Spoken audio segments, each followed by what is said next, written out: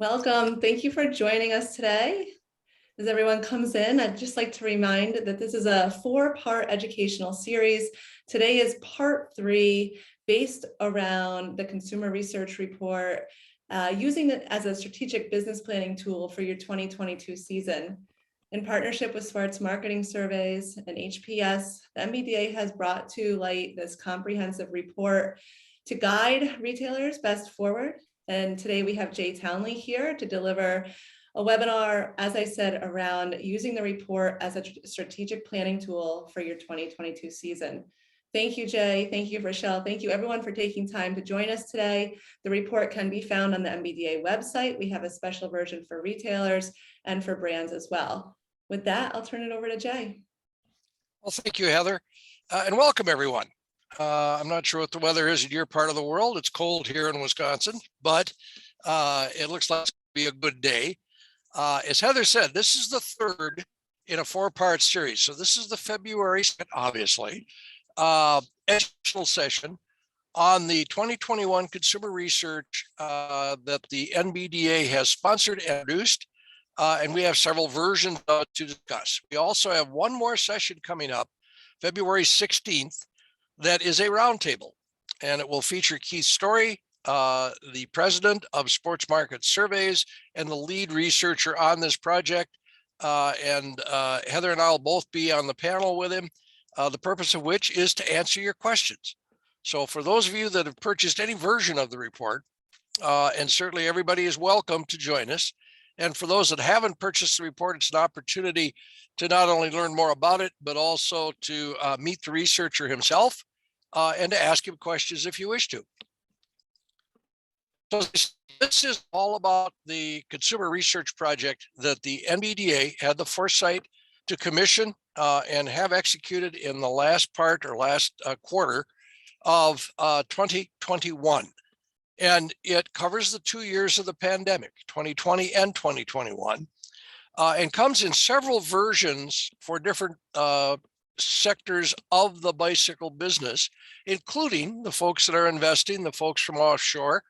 And it allows us to also provide information in publications and in webinar formats. Now, the agenda for today is focusing on the Consumer Research Report. We're going into the introduction at this point. I'll also do more of a formal introduction of the reports themselves. The cover you see here is the NBDA Retail Member Report. It's also available to other retailers that are not members. It's been crafted, as you'll see, specifically for the retail community from the data that is huge, this database, but from the larger 150-page, multi-page report that makes up the supplier version. We're going to discuss the methodology a bit for those of you that want to know what the professional research methodology is behind this report. We're going to look at demographics in a couple of different forms that are used throughout all versions of the consumer reports.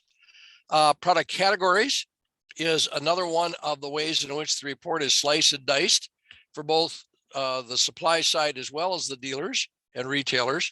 Segmentation becomes extremely important and interesting, again, for both for the whole of the industry, both supply and retail. We'll take a brief look to remind everybody of the February 16 roundtable coming up, which is the 4th and last in the education series, at least for this round.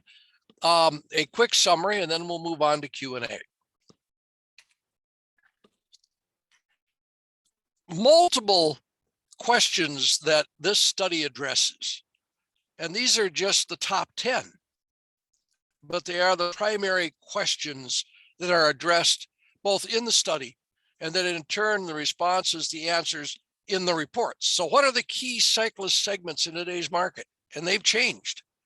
How do these segments buy? How do they interact with each other? How do they interact with retailers? How have buying channels changed? And what channels are most important to each of the segments? How have bicycle buying habits changed? And they have, as you'll see when we get into the peeling back to some of the detail here. Will the changes be long-term? That's a key question. you'll see that between 2021 and 2020 and 2021, we've already had changes, some changes in buying.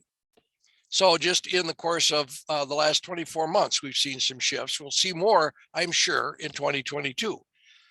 How can we take advantage of these changes, which is part of the point of the whole reason for doing primary consumer research, is to get an idea of the trends moving forward so you can take advantage of them and then do the next research project and keep moving forward.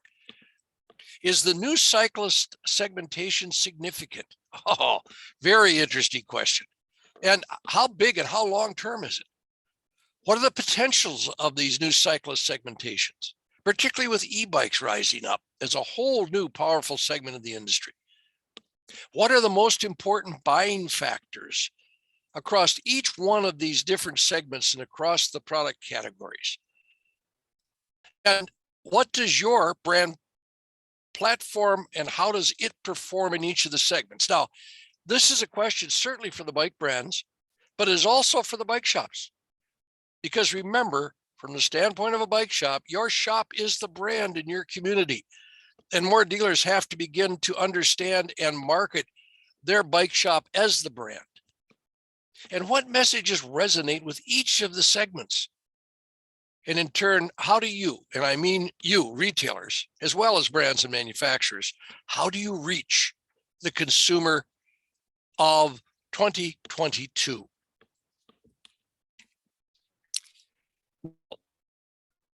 The explanations we've given in the detailed content fall into three report categories. Using my cursor as a pointer, to the far right of the screen are the sponsor reports. And sponsors were the folks that stepped up and assisted the NBDA by making a financial contribution to this research, which was not inexpensive. This was a $35,000 primary research project. And the sponsors got some key questions that they could manage and ask.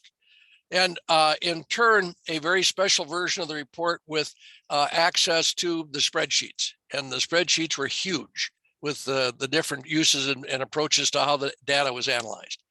The brand report is currently available, and we'll get into the pricing of it, but this is over 150 PowerPoint slides with multiple information on each slide. It literally, I have not been able to in-depth get through each and every slide. I have to keep going back over it, although I've been through this report now probably half a dozen times. But the brand and supplier report is big, it's broad, it's very inclusive. It includes, as I said, over 150 PowerPoint slides. The NBDA member report has been a project that really didn't get concluded until last night from the standpoint of all the pieces. It's over 60 pages. It is a consolidation and a boiling down for retailers of the information in the database and the information in the bigger supplier report. It is focused on what we feel represent the questions that dealers need answers to, and that will be most actionable for a specialty bicycle retailer. So this is really crafted to the dealer community. So those are the three segments and groups of beneficiaries of the consumer research from the sponsoring brands to the brand report for suppliers to the dealer report. The brand supplier report is, I said, 150 PowerPoint slides. That's a $5,000 report for non-members of the NBDA. When you look at the cost of primary consumer research, this is very affordable. At $4,500, NBDA associate members can purchase the same report. So there is a substantial discount if you're an associate member, as a member of the supply service community, if you're an associate member of the NBDA. The retailer report, which is the focus of this webinar as we go forward, is delivered as a PDF file. It's over 60 pages. There is availability for a non-NBDA retailer at $699, and the same report for an NBDA retail member is $399 as a benefit to the NBDA membership and also to the associate membership of being NBDA members and being a part of the association that moved forward with and made the decision to make this research happen. The methodology. There is greater detail in the reports on the methodology. I want to overview it here because there have been a number of questions that always come up relative to consumer research. How was it done? How was it conducted? How big was the panel? This was 2,500 completed. Now they call it interviews. This is from Sports Market Surveys. They actually were online surveys with adult cyclists in the United States. It was balanced to be nationally representative of all adult cyclists, both users of acoustic bikes, as they're now called, or mechanical bikes, and electric bikes, by age, by gender, by region, by ethnicity, by salary, by all of the major demographic pieces that we touch on in the report. And all of the field work was completed in November so that the first of the reports to suppliers were available around Christmas and cascading into the first month of the year. And as I said, the first version of the retailer report, the V1 as we call it, was made available in early January. The complete version, the 60-page version, the V2, will be available by the end of this week. It's actually completed now and being assembled. And it will be sent to all those dealers that purchased the V1 and of course dealers that purchased the dealer version of the report going forward. Confidence interval, or I guess the accuracy, is also an issue that comes up from my years of experience. When consumer research is presented to the bike industry, the skeptics will say, yeah, well, okay, what's the accuracy? What's the confidence level? This is a brief statement from Sports Market Surveys. They have a much longer statement in the report about confidence interval. This sample of 2,500 has a confidence interval of up to plus minus 2%. And then they explain what that means. But essentially, that's the question that people ask about consumer research. The confidence level of the typical newspaper or news media consumer research, where they're asking 300 to 500 people, runs north of 5%. Some of them are 8%, some 9%, some 10%. Real good quality primary consumer research will have confidence levels as this one does at plus minus 2%. And then the much higher panels of 5,000 or more will be in the 1% category. Demographics are a key piece. I apologize for my dog. I'm not quite sure why she's barking, but maybe she's making a social comment about my presentation. At any rate, I just gave her a treat, so she'll go away. Demographics, I think they're very important. I pointed out before in these webinars that I am a lay student of demographics, have been for years. I think they're extremely important if properly analyzed. The more important piece is not just the analysis of the demographics, it's the recommended strategies and tactics that we've laid out in detail in the retailer report. These are not in the supplier reports because that's the supplier's job to take the detail, work with their bigger staff. We've done that analysis for retailers, and what we're doing is, I'll show as I get into this, we're showing strategic suggestions, strategic planning suggestions. We're showing actionable tactical things that we are suggesting dealers seriously think about, with enough of them that you can pick and choose and sift through. But in reality, the demographics are the statistical characteristics or picture of the human population. And they cover a whole range of things. As I said before, you look at age, you look at gender, you look at income, you look at educational attainment, you look at ethnicity. That also then is superimposed on geography. And you look at regionality. You take that all the way down to the county level, down to the community level. So demographics become extremely important from the standpoint of marketing planning. And the bigger companies have got specialists or agencies that work on this. We're trying to boil this down so dealers can use the graphs and the tables and the information we've provided. And then in turn, you could get information on your local community, the demographics of your local town, city, or your county by looking at the municipal governments, talking to your city government, your county government. You'll find that they all have the information about the demographics of the community that you live in, about the county you live in, about the geography that surrounds you, and you can match that up to what's in this report. Now, some examples, and we look at this from the standpoint of demographics of all adult cyclists, no matter what category, type, or segment. And then we also, for each of the segments, provide demographics. So this is table 1 from a total of 38 tables in the dealer report, in the retailer report. And this looks at ethnicity. And what it is showing is the percent of adult bicycle, in this case, e-bike riders in 2021, the comparison to the percent US population, and then what we call a variance, which is an index over or under the national.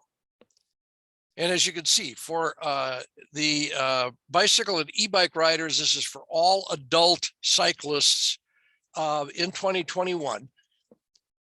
Males index higher and females lower than the national averages. And this has been one of the things that we've been tracking about the bicycle business for several decades now.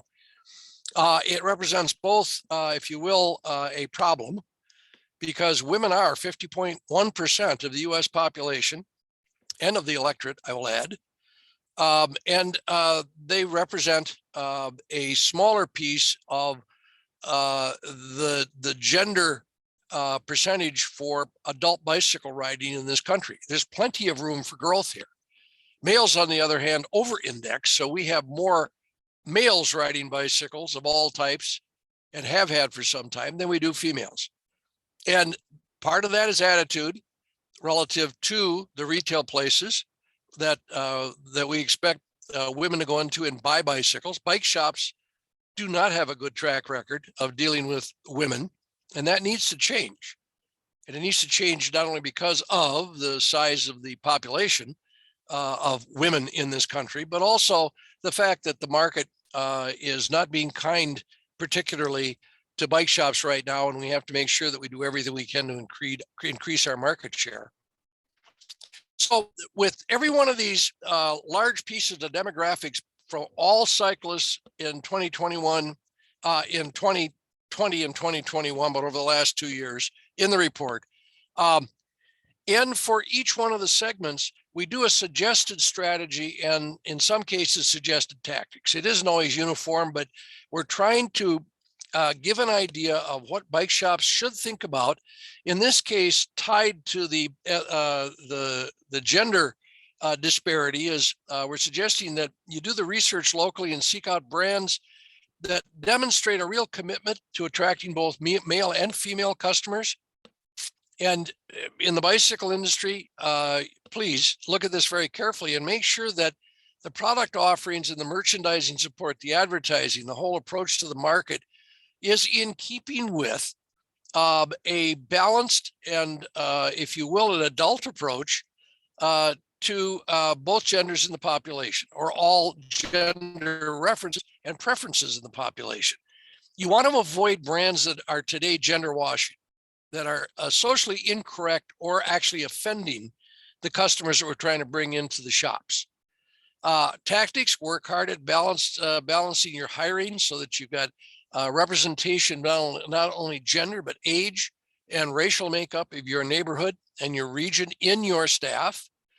And in turn, the whole point is to make your shoppers and customers feel comfortable in your retail environment. Back to what we need to do to work on making bike shops much more attractive to women and a comfortable place for all people to be. And I could tell you long stories about mystery shopping this, and I won't in the interest of time, but this gives you an example of the suggested strategies, suggested tactics. Table 4. I'm not going to show you every table. In fact, this will have less tables in it than any other presentations because I realize this could get boring. And I want to be sure that we're looking at examples of what are in the reports. This one covers average income of all adult bicycle and e-bike riders or adult cyclists. And it's comparing it to the US population with the variances. What you tend to find is adult American bicyclists index higher than US population relative to household income on the average. So mean, by the way, means average. And I can put the cursor on that. All we're talking about is the average here. And the average for adult bicycle riders, 88,960 for the US population, 63,214. Now what you see on the far right are the variances above or below this national average. And again, for the good news for cyclists and for shops that are currently serving cyclists is the adult cyclists in the United States skews higher for average household income than the averages for the United States population. But that also means that there is business that we're not getting because we, in some communities, tend to be looked at as the higher priced or unattainable solution or retail outlet. And we have to work on making sure that we are providing more affordable means by which consumers can enjoy our products. And in turn, suggested strategies, suggested tactics, you'll see that one of the things that we're suggesting here is the circular economy. Investigate the circular economy of previously owned and used bicycles and gear. The used market has been extremely important over the last 5 years to the specialty bike retail channel. It is becoming very important to clothing, to other portions of the consumer marketplace. That started before the pandemic. The circular economy has become a major factor in the market, and many large companies, many large brands are now providing built-in circular economies for their goods, guaranteed trade-ins, a guaranteed market for used products, a guaranteed means by which with their brand you can bring used merchandise in and get a credit for it relative to putting it into a resale program or on a bulletin board. So these are the type of things we want you to start thinking about as we go through the demographics and we provide these suggested strategies and suggested tactics. You don't have to accept all of them, but they're thought provokers, and we want you to start thinking about the things that are out there, new things that have been tried. I'm reminded every day about Peter Drucker's warning, and many of you don't remember Peter Drucker, but he is considered to be the founder of modern American management and management in the world generally. Got a very interesting history, but a college professor who wrote numerous books on management. And he warned us by saying, and I quote, "The greatest danger in times of turbulence is not the turbulence. It is to act with yesterday's logic." Oh, product segments. One of the things that this research does, in addition to looking at the overall market, is to look at product categories. And the 3 largest categories that are examined in detail, where the data is cross-tabbed in, are road cyclists, mountain cyclists, and e-bike cyclists. Now, there are other smaller categories, and they are available in the reports. What we did is, for the retailers, is we took these 3 and summarized them and worked them through in detail with suggested strategies, suggested tactics for retailers to be able to built into their business plans, into their action plans, into their merchandising plans, and into their staff training. Road cyclists. Overviews. Over 60% of road cyclists are male. The mean age is 39. The average age is 39. Mean household income for road cyclists is $99,000. You saw what it was for all cyclists compared to the national. So this is high.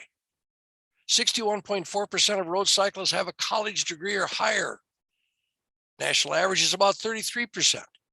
This is extremely important because there's a general rule that educational attainment begets income. The higher the educational attainment, the general rule is the higher the income will be. Higher the income, the more expendable available, the more that'll be spent on your activity, in our case, bicycling. The majority of road cyclists, 80.5%, are Caucasian. They're white. That represents demographically both a problem and a challenge. Now, there's a good side to it too, because it does drive to the higher income portions of the population. It also means a lot of people are left out and in turn are potential customers for the bike shop trade. As I said, we look at demographics within each one of these product categories. For road cyclists, this is the educational attainment piece. And you'll notice that college graduates are 32.2% of adult road cyclists. And post-grads, these are anybody above the four-year degree, folks that are in doctor's programs, have done masters, have a PhD, have moved on to any form of higher education over and above college, 29.2%. Against the national average for the population of 33.4 and over index of 28 points. And that's road cyclists. We look at this in each one of the categories. The bottom line here is, from a marketing standpoint, bike shops need to take this into account. There's both dealing with the higher end market and making sure you don't leave people behind that could be potential purchasers and customers. Excuse me. And the strategy here is to make sure that you understand clearly that bike shops are the brand in their communities, and what consumers all the way through the educational attainment levels, all the strata that come in and buy from bike shops are looking at is what the specialty bike retailer is recommending. It's what the specialty bike retailer brand is purveying in the marketplace, what they're recommending in the marketplace, what they say they feel is the best product for that individual consumer. And from a tactic standpoint, regular rides, I realize bandwidth is a problem. And we point this out in the strategies. Make sure you got the brand width, make sure you got the human resources, or think of those human resources in terms of how you staff and hire. But holding regular rides designed for all levels of road, mountain, e-bike cyclists that include beginners, families, that are not events that you want to go out and sweat and particularly exhaust yourself, but are slow rides mixed in with fast rides. So you're offering this variety. This, again, depending on the shop's available human resources, becomes a very valuable tool because you're offering places to ride, people to ride with, occasions to ride. You're riding a place to start from, your shop, to come back to your shop, and a community of fellow riders. And if you don't have the bandwidth, take a look at the local LAB, League of American Bicyclists Club, or the local cycling club to manage, staff, and to make these rides happen for you on a regular schedule. Again, just one of our suggestions relative to what we're finding in the demographics of road cyclists. Every one of the product segments, we also do at the end of each one of the segments, a characteristic and trends reporting that come from the research. We say during the pandemic, that's when the research was conducted, was for the end of 2021. And we suggest marketing tactics, and they're just shots at and brief things for dealers to think about, to add into planning, to investigate. Now, this is a piece we pulled out of the road report. Over 65% of road cyclists rode multiple times a week. What we're getting to here is how often do you ride? Female road cyclists rode more than male cyclists. Interesting point. So we're suggesting that shops offer safe, multiple distance weekly rides for women with female guides. Make women feel comfortable. And that's about the traffic they ride in when they take the ride. That's why they need to be safe. And the fact that they are rides for women and that they're led by women guides. Offer safe, multiple distance weekly rides for all road cyclists, so that you could offer a route for the person that wants to do a century in the course of an evening, or 5 miles for a family just to enjoy themselves. 50% of road cyclists take their bike to a local bike shop for servicing. That's good. However, that leaves the other half that don't. 40% of road cyclists also do a lot of the service work themselves. Now, we realize a lot of shops don't want, for whatever reason, to teach any cyclist to fix anything relative to their bikes. We're suggesting no, take a different approach. Showcase your service department on your website and social media to make sure that all your customers, shoppers, and prospects know about your service and your excellent mechanics and the excellent service you offer through your website, through social media. And by the way, we very much advocate omni-channel marketing for bike shops. We feel that bike shops, each and every bike shop, needs a good commerce-enabled website and needs to partake of that. There's good reasons in this data to do that because of the intention to buy and who these consumers that we're now dealing with intend to buy from. Include service department promotional material in your new owner's packet and standard new owner orientations by your sales associates. Make sure that your service department is emphasized. Now, again, there's more to that, but this is part of what we're building into the suggestions and the tactics.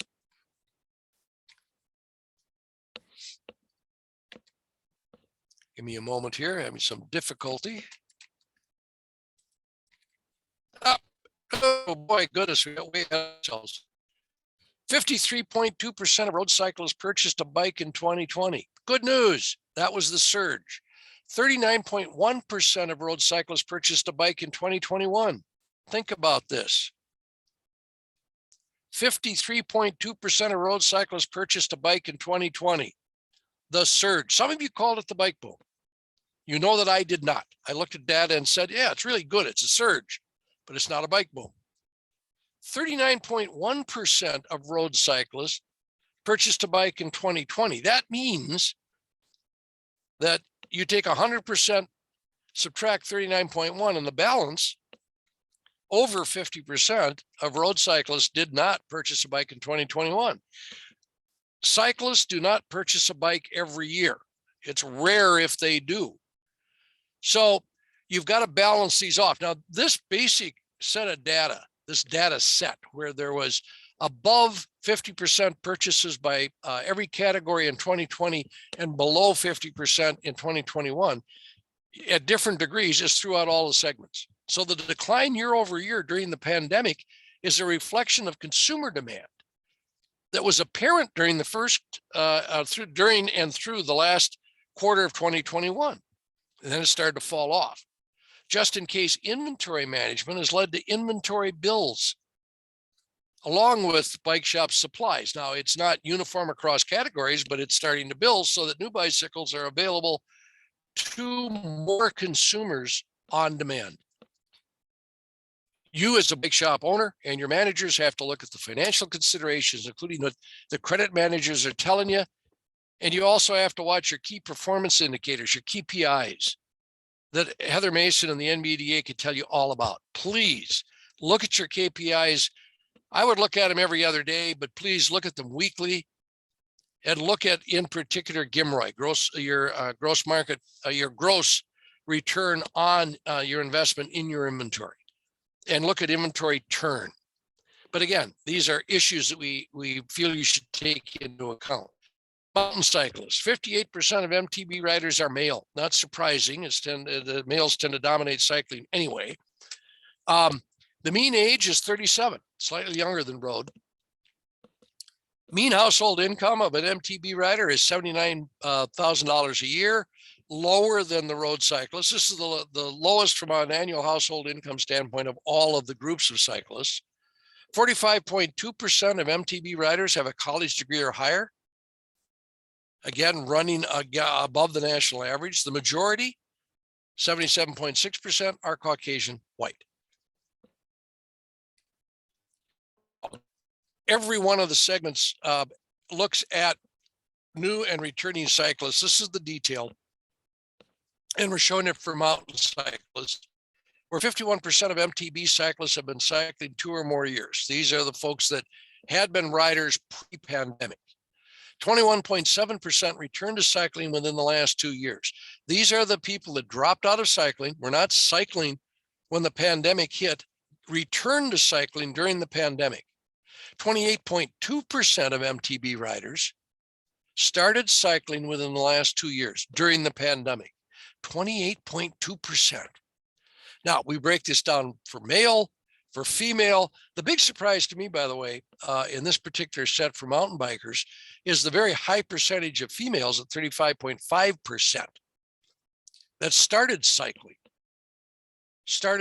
with an MTB product, a mountain bike product, during the pandemic. But both the problem and the challenge as we enter 2022 is retaining and continuing to continue to have in the sport, to maintain the almost 50% of adult cyclists who either returned or started cycling during the pandemic. And we've already seen that there was a high purchase index during 2020 that dropped off in 2021. And now we have to look at maintaining that. And so we're down to the basics in both merchandising and classic retailing of customer retention. So this kind of data is available for every one of the segments throughout the report.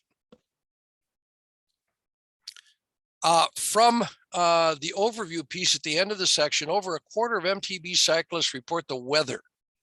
The weather kept them from cycling more often. And we point out throughout the report that the climate crisis is going to make this an ongoing and growing issue with cyclists and for the specialty bike retail channel of trade.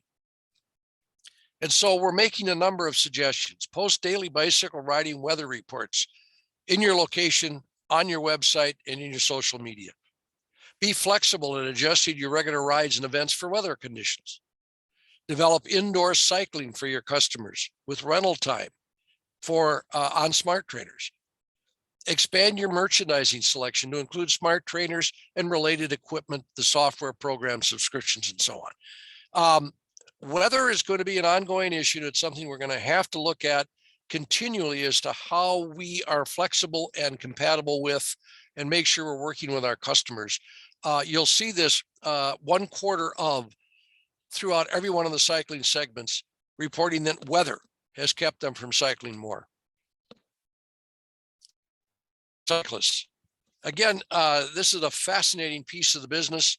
We cover this in detail in the report to retailers, both because e-bikes were about 250 to 260,000 units sold in the US market pre-pandemic, 2018, going into 2019, about the same number. They exploded in 2020. We reported the number in the US Bicycle Market Overview 2020 report that we got from Ed Benjamin and the Light Electric Vehicle Association at just under 500,000 units. That's been looked at, and we're still talking to Ed about a final number to go back in and amend what we published for 2020. And for 2021, he now opines that The number will be between 780 and 800,000 e-bikes. The difference, by the way, and the struggle with matching up numbers are the direct to consumer out of China. Very, very difficult to track from the standpoint of import stats. At any rate, the e-bike in the United States has gone, if you're following marketing and product development, went from the embryonic stage in 2018, 2019. It exploded in growth, went to a huge growth stage that it's still in the 24 months of the pandemic. And we have no idea, based on the volatility of this growth. There's over 400 brands of e-bikes in the market right now, in the United States market. Where exactly this is going to go and when it's going to reach maturity. Exciting times. But dealers are going to have to manage a process. The average age of an e-bike rider is 37, much younger than we thought. The mean income is astounding at $106,360, and this is the average household income for an e-bike rider. This is well above any of the norms of the national averages, and this is a growth segment. 69.3% of bikers, e-bikers, have at least a college education. And when you look at 69.3% compared to the 33% of US population, obviously it's huge. 78.3% of e-bike cyclists are Caucasian, white. And this is a very important volatile segment that needs to be watched and looked at, and dealers need to look at their merchandise very carefully. And so we some of these pieces in the report. 49.3% of e-bike cyclists have been cycling for 2 years or more, so just below half. 16.9%, 17% returned to cycling within the last 2 years. So a non-cyclist who didn't ride a bike during the pandemic came back to cycling on an e-bike. 31.2% of e-bike cyclists, adult e-bike cyclists, started cycling within the last 2 years during the pandemic. 31.2%, almost a third. You're looking at 3 out of every 10.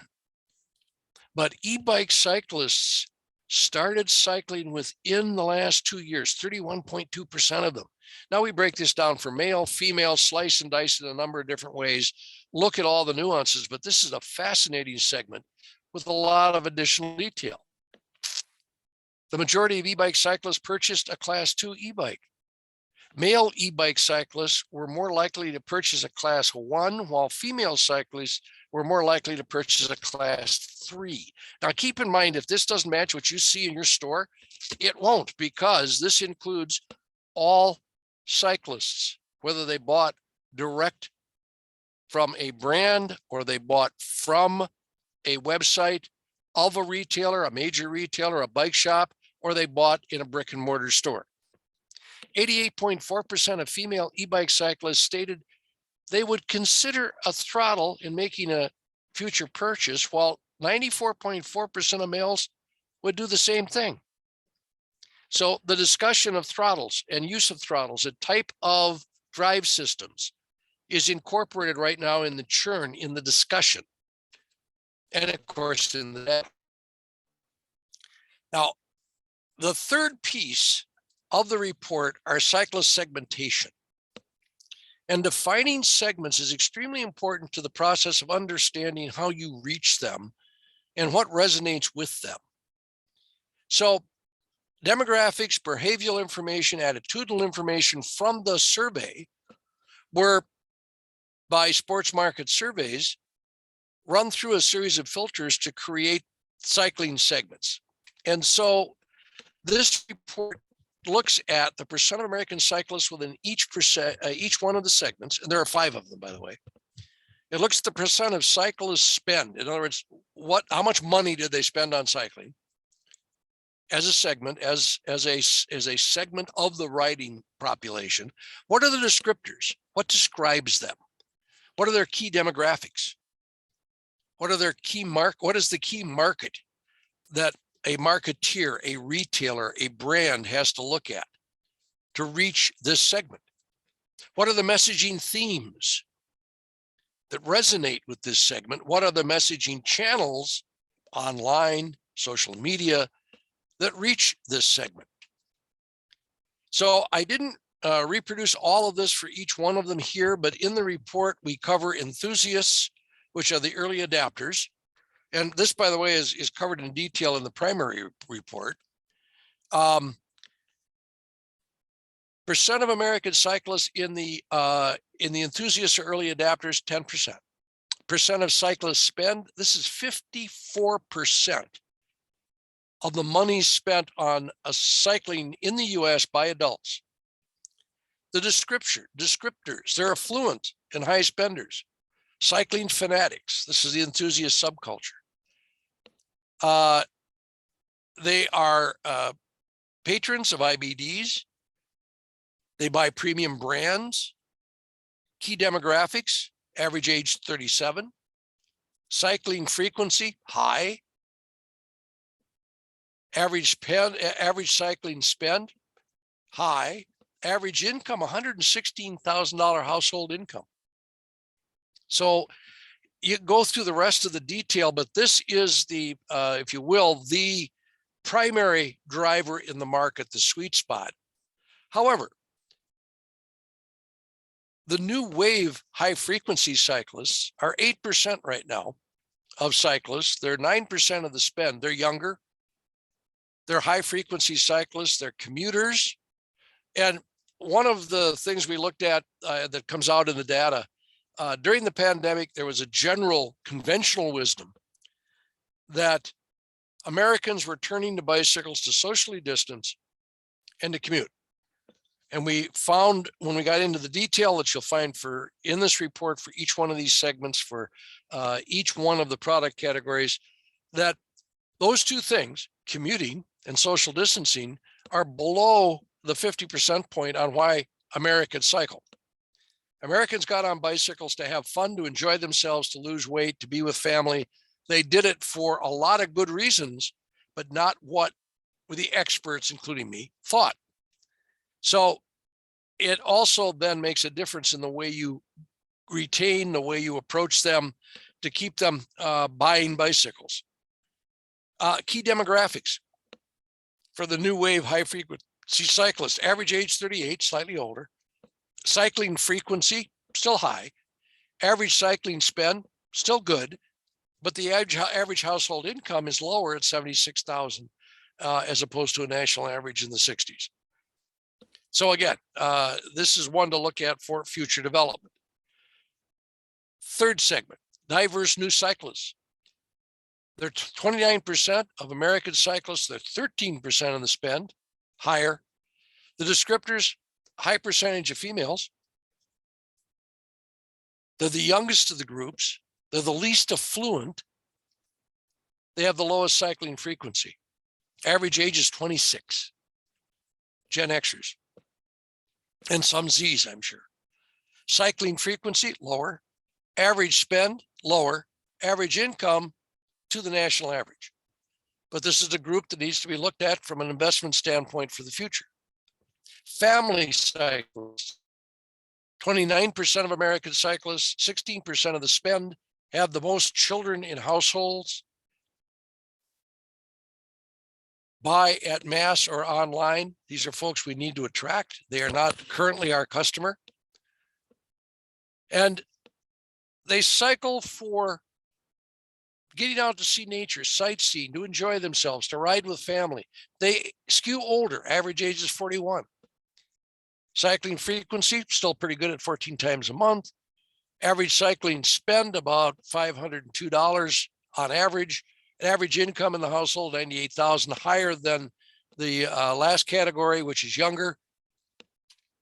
And then lastly, seniors, and we call this senior exercise and fitness. This is a segment that conventional wisdom said would turn out to be a big chunk of the e-bike business. When you go into the detail of the e-bike report or the e-bike section of this, the dealer report, you will see that these are nice, these older folks, but they definitely under index relative to e-bike riding, as one example. They're 24% of American cyclists, so they do ride. They are 8% of the spend, which is low. They are the oldest group, 60% male. Average age is 60. Cycling frequency, okay. Average spend, low. Average household income, 98,000. So it's up there. So this is another way of looking through segmentation, but this is also a way to craft detailed marketing, to craft sales presentation. It in turn is something that your staff has to be aware of as they get into discussions, ask questions, get responses, and begin to evaluate a customer. I've gone through this fairly quickly. I think from a time standpoint, I've tried to do it in a way that allows for some time for questions.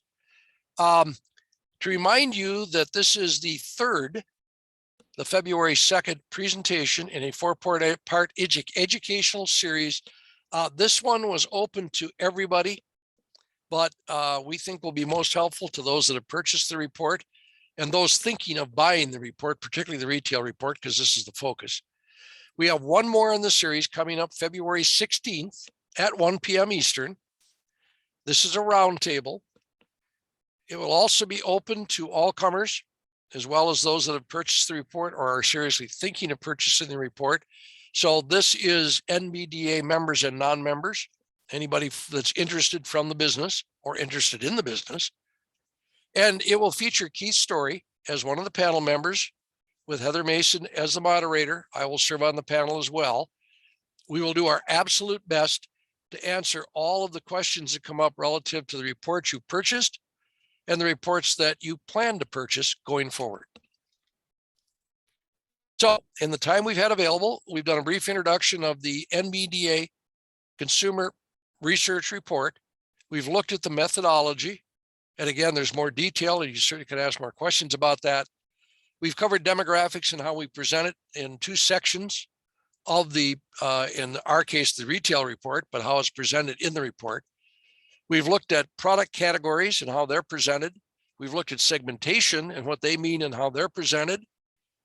Discussed the fact we have one more session in this education round of this four-part series coming up on February 16th. And with that, we'll open up for any questions that Rochelle has. Perfect. We do have a few questions already. And if you have any questions, please put them in the chat or the Q&A and we will get to them. So off the bat, we have someone asking when the version 2 for the retailer report is going to be published.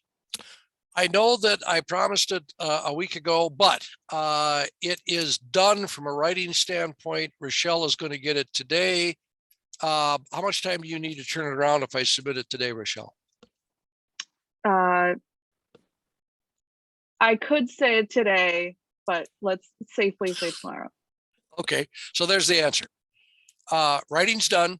I can tell you how many pages, what's in it, the detail. I simply have to put it all together and send it to Rochelle, and she in turn will make a PDF file, put a cover on it, make sure that everything looks good, and it'll be available. And we'll send it out to everyone who has already ordered the retail version, and anyone who orders it from now on will get the version 2. Is that right? Yep. Perfect. The other question we have is in regards to average income, is the report further broken down by area or city? I don't believe that there is, but we could refer that question to Keith. And if necessary, it's in the crosstabs. In other words, it's in the data. I should say it's in the data. I don't know that it's cross-tabbed. We'd have to ask Keith if that is available and in turn, if it's accessible. I haven't run across it in the work I've done up to this point. Okay. Now I can give you, if this is a retailer wanting to know how to match up the average incomes to their locale, Depending on what your local library actually has in the way of demographics for your community, definitely your county at the county seat will have that information. Larger municipalities will have it at the city hall. Even mid-sized cities should have it at the city hall.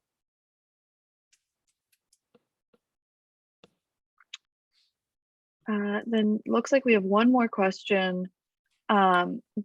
Did the report in terms of gender ask male or female, or are we aware if it gave an option for non-binary or not identified?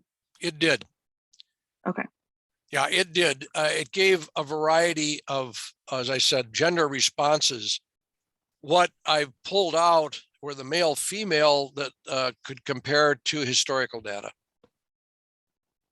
But yes, yeah, the survey was very mindful and respectful of binary and non-binary. Do you have e-bike market share units by cost for the last few years?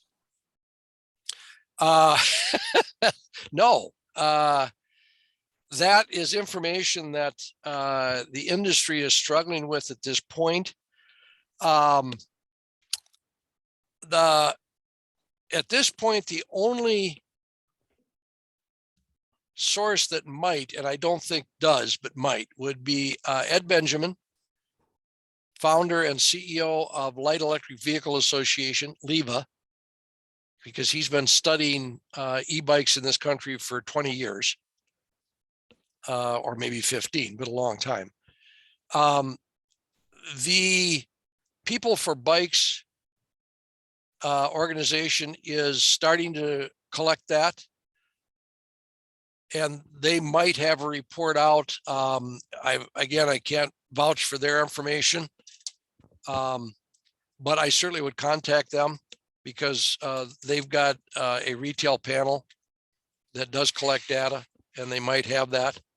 But that's part of what needs to be gathered, is that kind of information needs to be brought into regular reporting and in turn made readily available to the industry so we can watch what's occurring in the market, particularly capturing all of the sales points for bicycles and e-bikes, particularly e-bikes in the market, including the direct sellers. All right, that is all the questions that are coming in now. So if anybody has any other questions, Jay, your email is on the screen. We would ask anyone to email either Jay directly, or you can email us at info@nbda.com, and we'll pass on your questions and make sure they all get answered. Absolutely. Perfect. Thank you so much, Jay. It's been a pleasure. We'll see you on the 16th for the roundtable.